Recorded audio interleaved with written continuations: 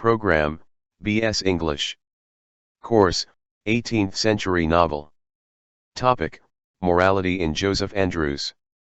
Prepared by, Dr. Shahryar Khan. Question. Discuss Henry Fielding's Joseph Andrews as a rewriting of Richardson's Pamela. How does the novel ridicule/criticize the moral outlook presented in Pamela? Introduction. Samuel Richardson's Pamela was published in 1740, and soon after its publication it became a manual of morality for young girls. The argument of the novel is based upon the concept that a young girl, though of lower origin, can rise to become a mistress in a noble house if she guards her chastity. Henry Fielding did not agree with this limited view of morality. In his novel, Joseph Andrews, he presents a character who is the male version of Pamela. In fact, he is conceived as the brother of Richardson's heroine. On its publication, Fielding's novel was declared immoral by critics. Dr. Johnson called it vicious and corrupting. But is it really the case? Does Fielding not have any moral vision? A close examination of the text reveals that Fielding did have a moral code of his own. But he did not agree with the moral vision found in Pamela. He parroted Pamela in Joseph Andrews not only to ridicule its conception of morality but also to present his own moral philosophy. Point 1. In Pamela, the standard of morality is sexual chastity. In Fielding's view, morality is not limited to chastity. The question is, why did Fielding portray Joseph Andrews as chaste then? According to one commentator, Joseph is far more chaste than contemporaries would believe necessary or even possible. Another critic has commented that Joseph embodies a set of standards for sexual conduct, presumed to be those in Pamela, which are displayed as completely absurd. How is Joseph Andrews different from Pamela? Fielding wants to make us see that Pamela's chastity is artificial and affected. She uses it to gain some material benefit. A moral person does not use his or her morality to gain some profit. In fact, Joseph's chastity is based upon two other very important moral principles. Firstly, he is in love with Fanny and wants to be loyal to her. Secondly, he believes that one should control one's impulses and desires. When Lady Booby tries to seduce him, it is not that he was not tempted. In his letter to his sister Pamela, he admits that he was weak.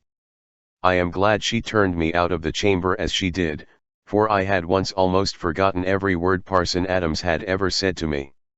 He controls himself because at that moment he recalls the moral teachings of Parson Adams. He has genuine moral principles.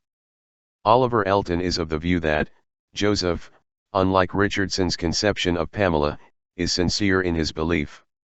He is not trying to sell himself for a good price. Point 2. In his earlier novel Shamela, Fielding wanted to point to this fact that Mr. B's marriage with Pamela is neither socially acceptable nor realistic. Mr. B belongs to the noble class while Pamela is a maid in his house. In Joseph Andrews, he takes this point even further. In order to make his readers see the class difference more clearly, he has reversed the roles. In the novel, the master is a lady while the servant is a male. In this reversal, class difference becomes more pronounced. When Lady Booby attempts to get physical with Joseph, he points to this fact in these words. Madam, I should think your ladyship condescended a great deal below yourself. He also upholds this view that if he is a man and because he is poor, it does not mean that he should be an object of pleasure for his mistress. Even though it sounds strange that a man is saying this, it is logical and realistic. It shows that unlike Pamela, Joseph is not just trying to raise his price. He genuinely believes that getting involved with his mistress is not right both socially and morally. Point 3. We should not think that Fielding is an elitist and believes that the higher and lower classes should not mix. His point of view is that in real life men from nobility like Mr. B does not marry their maids. It is not something that should not happen. It, simply, does not happen. This does not mean that nobility is morally better than the lower classes. This is evident when we observe the behavior of Lady Booby and her servant Mrs. Slipslop. Both are alike in their natures. Point 4. Fielding's moral vision also includes kindness and benevolence in it. In the stagecoach scene, Fielding brings out the hypocrisy of the so-called moral people. The travelers in the stagecoach find Joseph Andrews naked, robbed and beaten.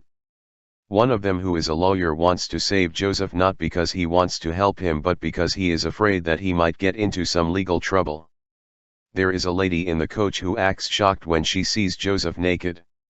She does not want him in the coach because of her modesty. Fielding points out that all this time, while acting modest and shy, she is looking at the naked body of Joseph. Another man does not want to stop there to help Joseph because he fears that they would also be robbed. All these people pretend to be Christian and moral, but they are hypocritical. Their morality is self-centered. Fielding rejects this kind of morality. Conclusion. To conclude, we can say that Fielding's fiction is not immoral. He has a moral vision, but this moral vision is different from the established moral code of the society. He is of the view that morality is not just about chastity. A moral person is selfless, caring and kind. The maid Betty is not chaste, but she is moral because she has a kind heart. She helped Joseph when he needed it. Moreover, a moral person does not use his or her morality for some gain or profit. Fielding's morality is liberal and tolerant.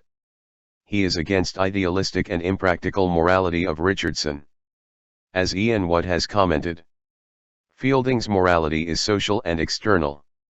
Unlike Richardson, who looks inward at the sanctity of the mind, Fielding looks outward at how men treat one another at an inn or on the open road.